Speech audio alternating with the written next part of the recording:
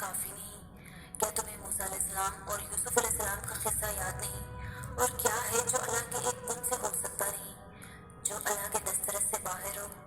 دونوں جہانوں میں ایسا کچھ بھی نہیں۔ سن لو، ان سب کے بعد بھی تمہارا اللہ سے مایوس ہونا ٹھیک نہیں۔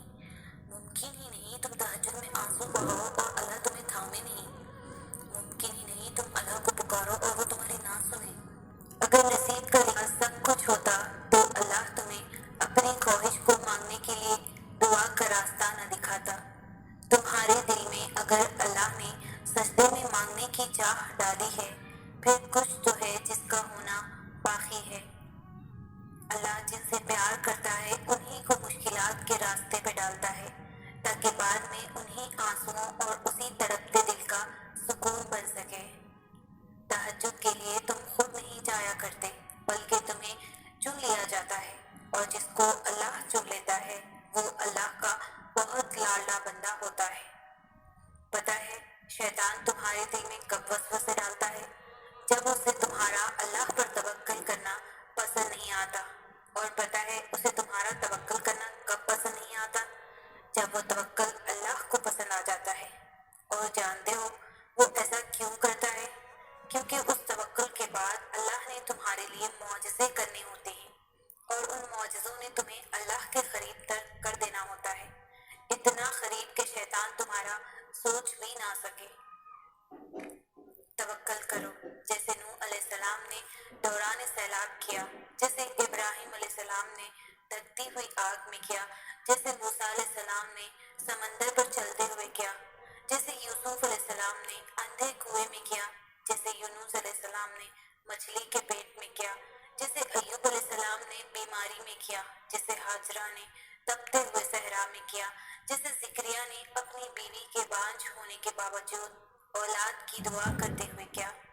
بس یقین رکھو، اندھا یقین، پھر دیکھو کیسے مقدر بدلتے ہیں، کیسے آزمائشوں کے پہاڑ ریزہ ریزہ ہوتے ہیں، کیسے معجزوں کے دروازے کھلتے ہیں۔ مشکل ہو رہی ہے، صبر کرنا ناممکن ہو رہا ہے، دل ڈوب رہا ہے، خود کو تنہا محسوس کر رہے ہو، لگ رہا ہے کہ اب کبھی کچھ ٹھیک نہیں ہوگا، تو ایک لمحے کے لیے آسمان کی طرف دیکھو۔ وہ قادر ہے ہر شے پر، وہ تمہیں تنہا نہیں چھوڑے گا۔ اس سے التجا کرو، وہ سب ٹھیک کر دے گا۔ تو بس اس کے ہو جاؤ، اور پھر دیکھو کن فیکن کا نظارہ۔ جب تم اپنے آپ پر ضبط کر کے خود کو کسی ایسے کام سے روکتے ہو جو کہ تمہاری پسند کا تو ہوتا ہے مگر تمہارے رب کو پسند نہیں ہوتا، تو تم جانتے ہو اس وقت اس رب کو تم پر بہت پیار آتا ہے، اور اس لمحے وہ تمہاری دعا پر کن فرما دیتا ہے۔ تم آج اس کی رضا قبول کر لو، اور پھر وہ تمہیں تمہاری رضا نصیب کر دے گا۔ ایک دن تم دیکھو گے تمہاری آنکھیں تشکر کے آنسوؤں سے بھر جائیں گی، تم اپنی ہر تکلیف کو بھول جاؤ گے اور اللہ کے معجزوں پر حیران رہ جاؤ گے۔ تمہارے صبر کا اجر بہت حسین ہوگا۔ مجھ سے جب کوئی یہ پوچھتا ہے کہ تمہیں کیوں لگتا ہے کہ وہ تمہاری ساری دعاؤں کو قبول کرے گا، اتنا یقین کیسے، تو مجھے بہت حیرت ہوتی ہے۔ بھلا میں کیسے اور کیوں نہ کروں اس پر بھروسہ؟ میں اس کے علاوہ بھروسہ کر ہی اور کس پر سکتی ہوں؟ کسی دوسرے کو تو چھوڑو، میں تو اپنی ذات پر بھی مکمل یقین نہیں کر سکتی۔ میں اپنے لیے بھی ہر بار صحیح فیصلہ نہیں کر سکتی۔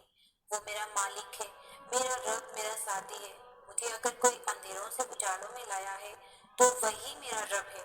اس کی محبت پاک ہے، صاف ہے، وہ دعا مانگنے کی توفیق دیتا ہے، دغا نہیں دیتا، وہ تنہا نہیں چھوڑتا، میری صداؤں کو سنتا ہے۔ تو پھر کیسے نہ کروں میں اس پر بھروسہ؟ میں جانتی ہوں وہ صحیح وقت پر میری ہر دعا پر کن کہہ دے گا۔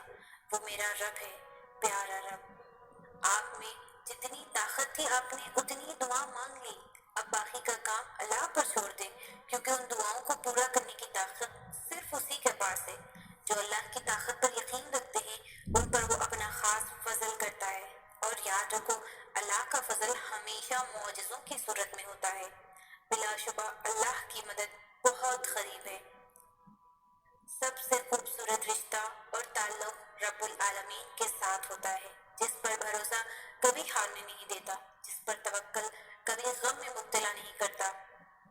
جس سے کبھی امید مایوس نہیں ہوتی، جس پر ایمان کبھی بہکنے نہیں دیتا، بے شک جس کا رب اس کا سب بہترین لوگ بہترین نیت رکھتے ہیں، جس کی وجہ سے رب ان کے تمام کام سنوار دیتا ہے، اور جس کا کام رب سنوار دے اسے کوئی بھی بگاڑ نہیں سکتا۔